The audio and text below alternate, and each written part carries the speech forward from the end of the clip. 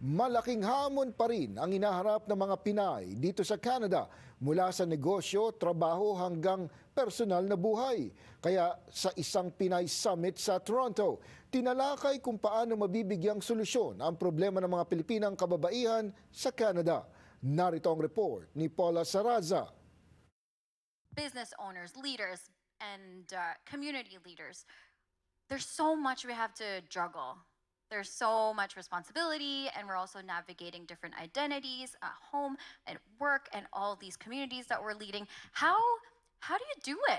Ito ang isa sa mga katanungang tinalakay sa isinagawang Pinay Summit ngayong Sabado na kolaborasyon ng Pinay Tayo Toronto, Power Forward at iba pang mga tinatangkilik na Pilipina sa komunidad. Hindi raw kasi mapagkakasya sa isang pahina kung ililista ang lahat ng papel na ginagampanan ng isang babae o isang Pinay.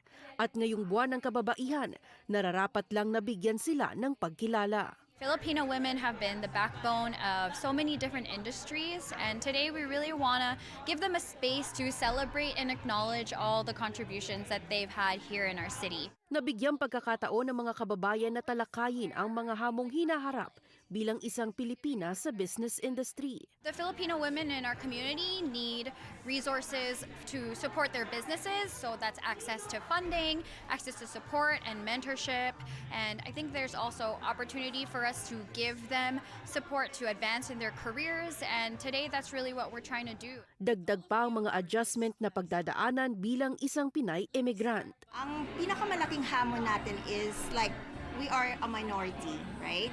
So at the same time na parang feeling namin na like tipong it's not the market to be having like meron kang negosyo or magkaroon ka na tool na maging leader in the community. Minsan ang hamon ng kababaihan is like masyado tayong mahiyain, hindi tayo masyado nagsasalita, madami tayong pinagdadaanan. Hindi po madali ang maging entrepreneur, lalo na kung galing ka sa Pilipinas at kadarating mo pa lang dito.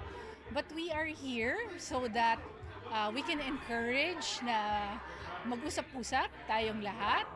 Yung mga may experience na pwede mag-share ng kanilang experiences. Pero sa kabila ng mga limitasyong hinaharap sa lipunan, may ilan pa ring mga Pinay ang nagpapatunay na may lugar ang mga babae sa anumang klase ng larangan. For Women's History Month and International Women's Day, I really want to honor all the Pinays and Filipino women in our city. Paula Saraza, Omni News.